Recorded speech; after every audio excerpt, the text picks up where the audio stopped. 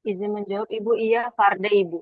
Farda ya, tolong ya Farda ya. Oke, kita mulai topiknya kebijakan keperawatan paliatif dan ini nanti ada saya deklaratif 50 menit, kemudian nanti ada penugasan resume dengan EBP ya, Evidence Based Practice pada pelayanan paliatif. Ya, itu nanti minta tolong dikoordinir oleh si Pen kelas A dan kelas B. Untuk penugasannya setelah saya menyelesaikan materi. Yang pertama resume tugas individu, yang kedua tugas kelompok adalah bagaimana evidence based practice pada pelayanan keperawatan paliatif. Itu kelompok nanti ya. Kelompok yang ada terserah kelompok yang sudah dibentuk di kelas aja. Nanti dibuat, mungkin draftnya tidak mungkin dikerjakan hari ini, minggu depan aja. Anda boleh konsultasi atau serahkan langsung kalau sudah bisa. Oke, kita mulai next slide. Slide pertama, kita bahas, diskusikan tentang kebijakan pemerintah Kementerian Kesehatan, yaitu Kepmenkes RI nomor HK.01.07 Menkes garing 2180 garing 2023 tentang pedoman penyelenggaraan pelayanan paliatif. Ya, oke, next slide. Apa yang dimaksud dengan pelayanan paliatif? Ya, adalah pelayanan terpadu dan menyeluruh dengan pendekatan multidisiplin, artinya berbagai disiplin tenaga kesehatan, disiplin ilmu yang terlibat dan bekerja secara interdisiplin. Ya, perawat dengan bidan, dengan dokter, dengan semua tenaga kesehatan yang terlibat termasuk psikolog ya atau mungkin ada social worker eh, yang relevan ya atau mungkin juga ada ahli hukum barangkali yang diperlukan. Layanan paliatif ini sangat dibutuhkan karena apa? Meningkat jumlah pasien dengan penyakit yang mengancam jiwa, baik itu pada orang dewasa, anak ataupun pada lansia. Dan penyakit-penyakit yang terbanyak adalah yang tertinggi memang the highest case adalah cancer. Kemudian penyakit degeneratif seperti jantung dan pembuluh darah ya. Kemudian penyakit paru obstruktif kronis ya PPOK, cystic fibrosis, stroke, Parkinson, gagal jantung, gagal ginjal, penyakit-penyakit genetik dan penyakit infeksi seperti HIV AIDS, kemudian juga ada COVID yang belum lama ya. COVID itu kan sangat tinggi kan fatal death-nya ya, insiden apa namanya kasus kematiannya sangat tinggi ya. Bahkan banyak sekali orang meninggal pada periode COVID ini. Dalam kurun waktu 2 tahun banyak sekian ratus juta masyarakat Indonesia yang meninggal ya. Nah itu masuk kategori kasus-kasus paliatif ya. Oke, next slide. Ini mungkin double ya. Jadi next slide aja. Pelayanan paliatif ini adalah menggunakan dengan menggunakan pendekatan yang bertujuan untuk memperbaiki quality of life, ya. Jadi fokusnya itu pada perbaikan kualitas hidup. Karena apa? Ini adalah penyakit ini terminal ill, end of stage of life, ya. Jadi sudah ketahuan ini nanti tidak ada beda dengan kasus demam berdarah, kasus malaria, kasus tifus itu prolong masih masih lama, masih kemungkinan sembuhnya sangat amat banyak, sangat amat tinggi. Tapi ini kecil sekali. Ya, ini akan menghadapi kematian pada akhirnya sehingga fokusnya adalah untuk memperbaiki kualitas hidup pasien maupun keluarganya. Ya, fokusnya kepada pasien tapi keluarga sebagai support system ini termasuk dalam menghadapi berbagai masalah yang berhubungan dengan penyakit-penyakit tersebut.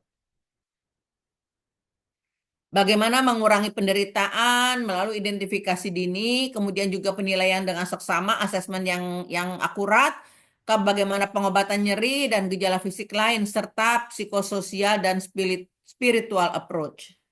Support spiritual dan support psikososial itu yang utama pada pelayanan paliatif ini, ya. Nah, fasilitasnya di mana? Di mana-mana ada.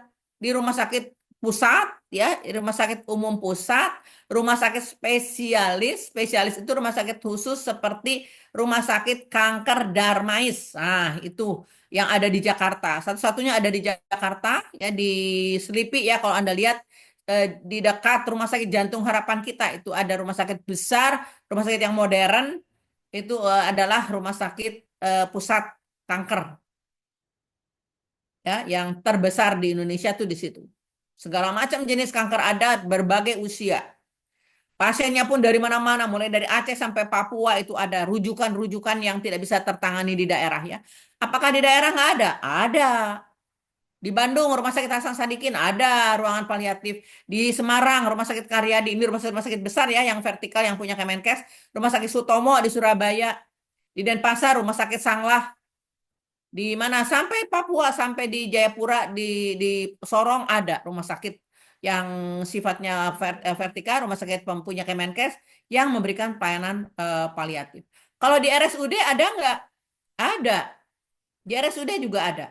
Ya, tapi mungkin tidak selengkap yang di rumah sakit pusat milik Kemenkes. Ya, oke. Next slide. Mengapa penting pelayanan paliatif? Saya ingat ketika saya mahasiswa Akper dulu, Akper Kimia. Ini tidak pernah ada di kurikulum pelayanan paliatif itu. Dulu nggak ada, kita nggak belajar paliatif dulu. Ya, tidak ada pula Permenkes tentang paliatif care, nggak ada dulu. Kenapa? Karena nggak banyak, belum banyak kasus ini muncul. Belum banyak penyakit ditemukan, kasus-kasus kanker itu belum banyak. Retinoblastoma, kanker hati, kanker itu dulu. Lebih banyak dulu itu zaman saya tuh masih lebih banyaknya demam berdarah, paling ya, tifus, apa tuh sakit-sakit kulit yang banyak di itu ya. Mungkin malaria, dari dulu sudah ada malaria.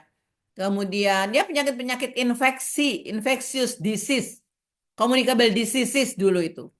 Apa penyakit-penyakit yang menular lebih banyaknya. Fokusnya ke situ. Jadi tidak ada kebijakannya. Nah, sekarang makin ke sini ditemukan banyak penyakit degeneratif yang semakin meningkat, penyakit-penyakit terminal seperti kanker, stroke dan sebagainya. Oleh karena itu, pemerintah memberikan perhatian perlu adanya pelayanan paliatif, itu ya. Nah, pengaturan penyelenggaraan pelayanan paliatif ini dulu sebelumnya ada di Permenkes nomor 812 Menkes SK 7 2007. Nah, diupdate, ditinjau menjadi Permenkes yang tahun 2023 yang tadi di slide pertama saya tayangkan. Nah, jadi kalau Anda buka nyari di websitenya Kemenkes, jangan cari yang 2007 karena ini sudah tidak up to date lagi. Cari yang 2027. Ya. Berdasarkan pertimbangan A dan B di atas, maka perlu ditetapkan keputusan Menteri Kesehatan sebagai pedoman penyelenggaraan pelayanan paliatif sebagai kebijakan nasional. Oke, next slide. Tujuan utama dari kebijakan nasional ini adalah pertama menjamin pelayanan perawatan paliatif ini bermutu sesuai standar seluruh Indonesia. Nah, mau di Jakarta, mau di Bandung, mau di Semarang, mau di Denpasar, mau di Ambon, ada standar pelayanan paliatif yang harus dijalankan oleh semua fasyankes. Itu ya, yang pertama. Yang kedua, ada pedoman pelaksanaan perawatan paliatif yang dipakai rujukan oleh semua. Yang ketiga, tenaga medis dan non-medis ini harus dilatih. Nah, perawat, dokter, sertifikasi untuk menangani pasien-pasien yang mendapatkan pelayanan paliatif. Kalau Anda datang ke Rumah Sakit Kanker Darmais, di situ teman-teman perawat kita itu semuanya tersertifikasi onkologi nursing. Mereka punya sertifikat training onkologi nursing level 1, level 2 gitu. Ada beberapa saya nggak hafal itu. Ada advance-nya, ya ada yang tahap lanjutnya sama seperti cardiovascular nursing, pelayanan jantung, perawatan jantung. Itu mereka juga sama basic-nya, intermediate-nya sama advance-nya. Itu ada beberapa level. Dan semua mereka sudah mahir. Ya, jadi yang memberikan pelayanan paliatif khususnya kanker ya, ini khusus kanker terutama. Dan jantung. Itu mereka tersertifikasi semuanya. Oh, satu lagi stroke. Stroke juga tidak bisa perawat atau dokter itu menangani kalau tidak ada sertifikasi. sertifikasinya. Mereka ikut training-training yang tidak sebentar trainingnya, ya, bulanan.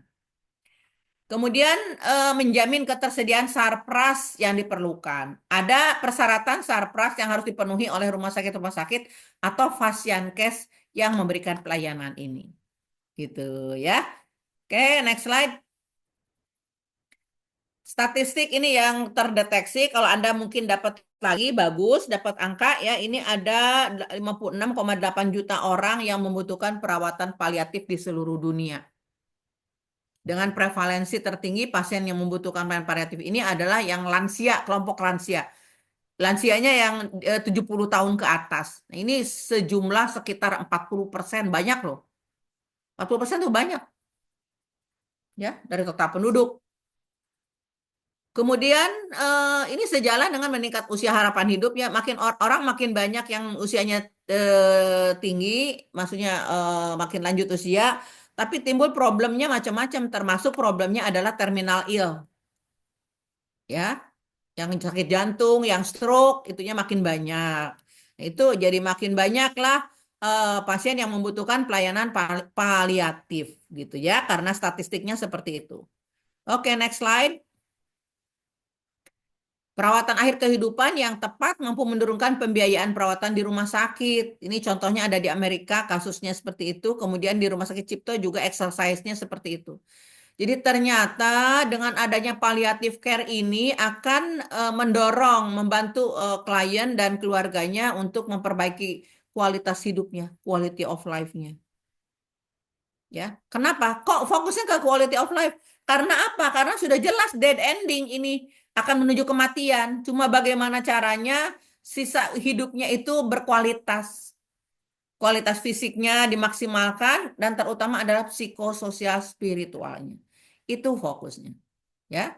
Karena jelas-jelas dengan pelayanan paliatif ini akan memberikan efisiensi pada pembiayaan. Oke, next slide. Filosofinya dari pelayanan paliatif ini apa? Karena kan tadi ngapain sih? Udah di upaya yang udah jelas itu udah kena cancer stadium akhir. Ya kok masih juga berbuat gini. Enggak gitu. Ya, filosofinya bahwa pasien punya hak mendapatkan pelayanan yang terbaik sampai akhir hayatnya. Ya, kalaupun harus meninggal, maka meninggal dengan tenang. Kurangi penderitaan. Penderitaan karena apa? Karena nyeri misalnya. Ya. Dan ketika kita berusaha untuk mencapai kesembuhan ini tidak lagi memungkinkan, maka ada pendekatan lain yaitu psikososial spiritual support. Jadi lebih ke arah memberikan penguatan mental ya, mental dan psikologis pasien untuk menghadapi ke masa-masa sulit ya di akhir kehidupan mereka pasien ini. Ya. Next slide.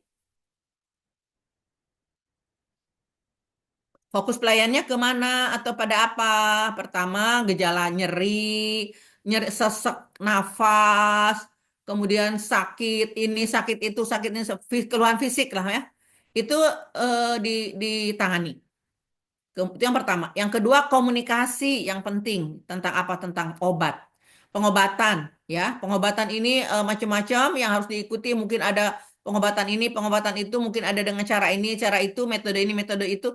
Termasuk pengobatan lain yang mungkin akan diambil, yang akan dipilih oleh keluarga pasien. Ya, saya tidak apa namanya? Mungkin saya mengikuti protap rumah sakit ini, tapi boleh nggak dokter saya apa namanya? Di Bandung itu ada alternatif terapi yang bisa menolong pasien-pasien yang sudah tidak mungkin sembuh gitu misalnya ya. Boleh nggak dokter? Saya bawa keluarga saya tuh ke Bandung. Nah, ini termasuk salah satu alternatif layanan yang bisa kita tawarkan. Karena apa? Karena itu dead ending. Misalnya di rumah sakit itu sudah tidak ada lagi alternatif untuk penanganan pasien ini. Oke, coba di slide berikutnya ada tentang ini. Ya, prinsip of service. Yang pertama, memegang teguh kehidupan dan menempatkan kematian sebagai proses normal. Bahwa ini pasien sudah terminal sakitnya, dia akan menuju kematian, itu sudah harus di apa namanya, dipersiapkan pada pasiennya dan keluarganya akan dihadapi. Yang kedua, tidak bertujuan mempercepat atau menghambat kematian. Nggak boleh kita menyuruh pasien mempercepat kematiannya atau menghambat kematiannya, sebaliknya. Ya, jadi just normal normal apa proses. Berikan ke pasien peranan yang penting dalam mengambil keputusan. Tadi contohnya, misalnya boleh nggak saya mengambil alternatif terapi? Nah, menurut Anda boleh nggak? Misalnya pasien mau mau apa keluarga pasien mau bawa pasiennya itu ke alternatif terapi. Ini kan dokter katanya ini sudah tidak ada harapan lagi di sini. Dia dapat obat-obat terus begini, pasiennya tidak sadar begini terus. Gimana dok? Saya mau bawa aja ke alternatif terapi boleh nggak? Nah itu boleh nggak kira-kira? Izin menjawab boleh Ibu, Boleh? Alasannya apa? karena itu hak dari pasien dan keluarga pasien. Oke, hak pasien dan keluarga pasien. Dan yang kedua adalah pasien dan keluarga pasien adalah mereka yang pengambil keputusan, ya, yang mengambil keputusan untuk future future apa ini future actionnya mereka boleh mengambil keputusan, ya. Memberikan tata laksana gejala yang tidak menimbulkan stres. Ini dihilangkan apa? Dihindari. Yang kelima, apa itu? Yang kelima, mengintegrasikan aspek psikologis, emosi, spiritual, dan sosial bagi pasien dan keluarganya. Jadi kalau dilihat ini semua statementnya itu pasien keluarga, tidak lepas dari keluarga, ya, karena pasien sudah tidak berdaya kondisinya. Jadi ketergantungan sama atau keberadaan keluarga ini sangat amat penting. Menghindari intervensi yang sia-sia. Ngapain ditembak dengan obat-obat misalnya antibiotik yang paten yang mungkin yang harganya ratusan ribu satunya gitu ya. Nah, itu nggak ada gunanya, sia-sia ya. Apalagi menyediakan sistem dukungan untuk membantu pasien dapat hidup seaktif mungkin sampai meninggalnya. Tadi saya sudah sebut ya. Kemudian support system untuk keluarganya, kemudian menggunakan berbagai pendekatan ya untuk memenuhi kebutuhan pasien and their caregivers. Ya, caregivers itu bisa keluarganya. Ya, dan juga tim kesehatan yang bisa memenuhi apa namanya kebutuhan pasien yang berasal dari tenaga kesehatan. Oke, next slide.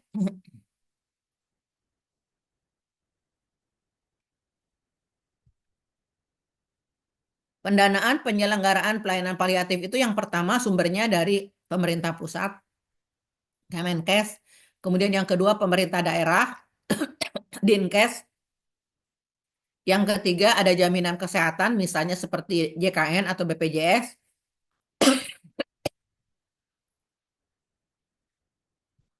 Yang keempat sumber lain. Nah, sumber lain ini khusus untuk cancer ya, ada lembaga Yayasan Kanker Indonesia. Nah, ini menghimpun dana dari uh, seluruh masyarakat di Indonesia dan dunia. Yayasan Kanker Indonesia itu menghimpun dana donor dari seluruh dunia.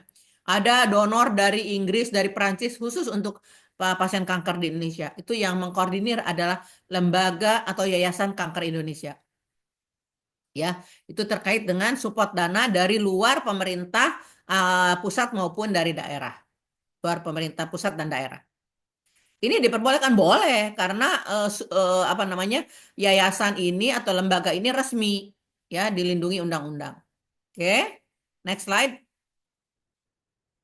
Kriteria pelayanan paliatif sudah jelas pasiennya sudah tidak bisa ditangani di rumah sakit biasa oleh dokter atau tim kesehatan biasa. Pasiennya ini sudah menghadapi kematian, sudah terminal ill itu ya, udah jelas seperti itu pasiennya ya. Kemudian apa ada sistem scoring? Ini mungkin ada instrumen saja nanti yang digunakan oleh dokter atau tim kesehatan di rumah sakit untuk menetapkan angka-angkanya itulah apa namanya pakai instrumen lah gitu ya yang kira-kira memang sudah kategori dead ending yang mungkin masih punya harapan banyak seperti atau harapan tinggi seperti apa berapa berapa scoringnya ya itu ada di dalam buku pedomannya. Next slide. Yang utama adalah tata laksana nyeri ya terkait dengan pelayanan. Ini bisa farmakologi, bisa non farmakologi, bisa dengan obat, bisa non obat ya. Kemudian ada tata laksana keluhan lain, misalnya manajemen sesak nafas, ada dukungan psikologis, dukungan sosial ya. Kemudian juga ada dukungan spiritual. Kadang-kadang alim ulama juga dilibatkan, dihadirkan ya karena di rumah sakit besar seperti Rumah Sakit Cipto itu ada tim spiritual. Mereka keliling ke ruangan-ruangan pasien-pasien yang dirawat ya, dalam kondisi terminal seperti ini pasti dikunjungi. Ya doa bersama dengan keluarga itu apa namanya spiritual terapi, spiritual support sorry. Ya kemudian yang kedua tata laksana keluhan fisik lain sudah dukungan psikologis, ya, dukungan sosial, dukungan spiritual. Ini adalah aspek kegiatan dari pelayanan paliatif care. Next slide.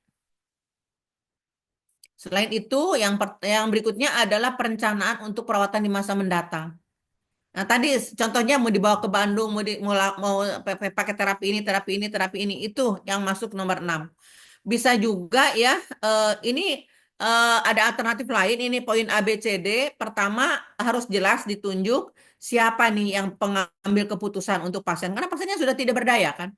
Apakah suaminya atau istrinya atau anaknya atau siapa? Caretakernya. Kemudian yang kedua, bisa juga keluarga itu minta do not resuscitate. Kalau pasien sudah tidak sadar, sudah apnu, jangan diresusitasi. Nah, itu boleh keluarga itu minta. Tapi tertulis. Karena kalau dokter pasti minta resusitasi. Harus ditulis, ya ada dokumennya. Ya. Kemudian sebelum pasien meninggal, ini juga mungkin boleh menulis wasiat. Berikan secara kertas, biarkan dia menulis wasiat untuk keluarganya. Termasuk perencanaan donasi. Dia mau mendonorkan matanya, mendonorkan ginjalnya, atau mendonorkan anggota tubuh lainnya kepada siapa.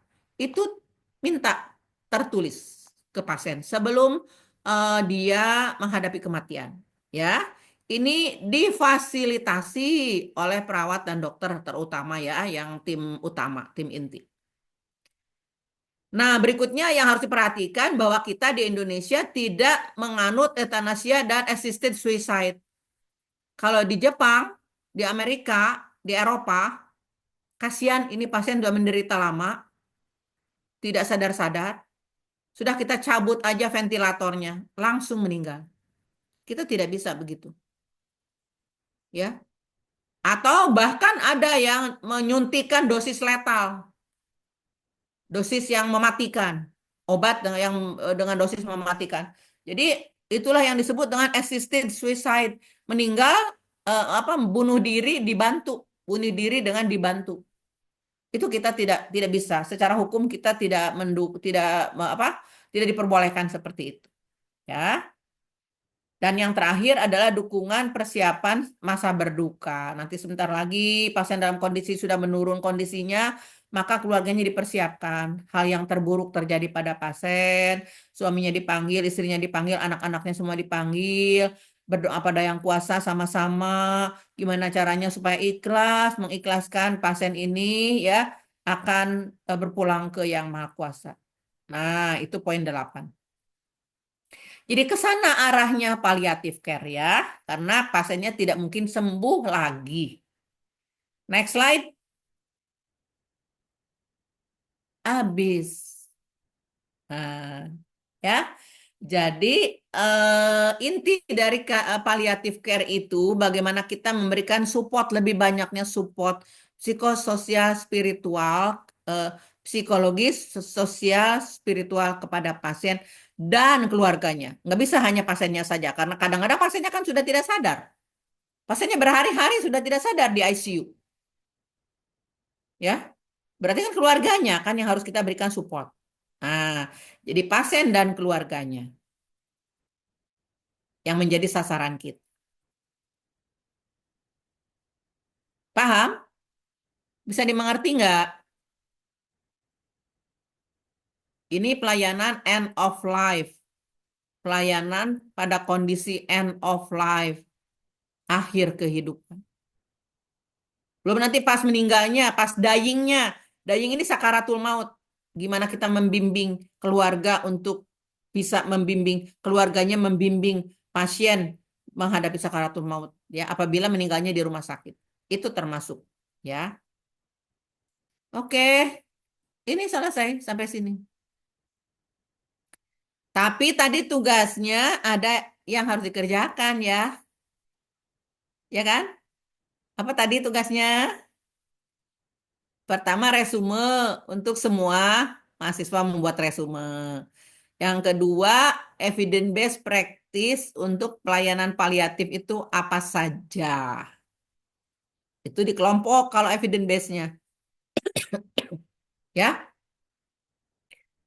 boleh kerjakan dan serahkan hasilnya minggu depan, nggak apa-apa. Nanti biar siapa namanya, si pennya berhubungan dengan saya, kapan siapnya menyerahkan hasil tugasnya. Oke? Izin, izin masuk Ibu. Ya, silakan. Mengenai tugasnya berarti nanti hard copy ya Ibu? Kenapa? Hard copy atau dalam bentuk Google Drive Ibu? Google Drive aja. Diisi ke Oh ya, itu. Kan ada di RPS. Jangan dikasih ke saya, sorry, sorry. Di RPS ada. iya Ya, Ibu, ada sudah ada di Google RPS. Drive di RPS, tolong isi ke situ. Nanti ngasih ke saya, hilang sama saya. Rugi nanti Anda. Ya, Ya baik Ibu. takut hilang.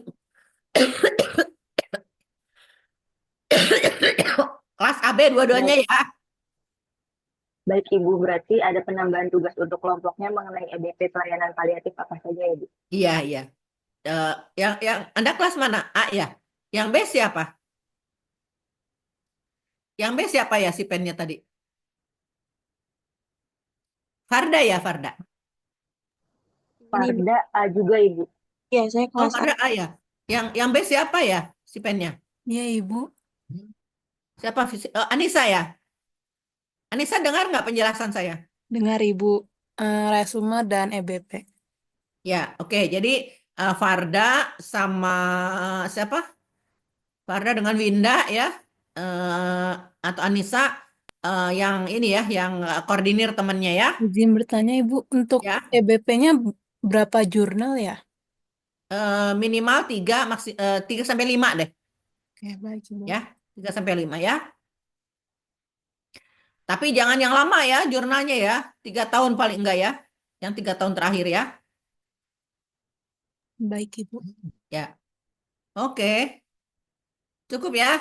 Saya masih ada satu kelas lagi, Izin untuk dokumentasi ya Ibu.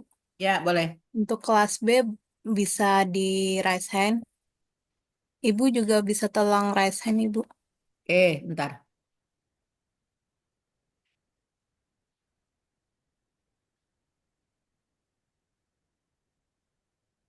Slide 1, 1, 2, 3. Slide 2, 1, 2, 3. Sudah untuk kelas B. Next kelas A. Yang untuk kelas A bisa on cam dan raise hand ya.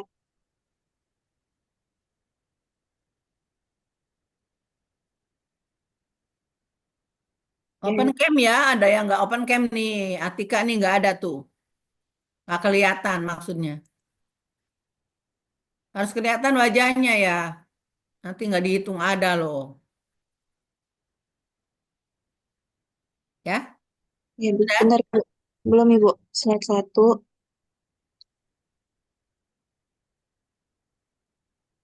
slide 2.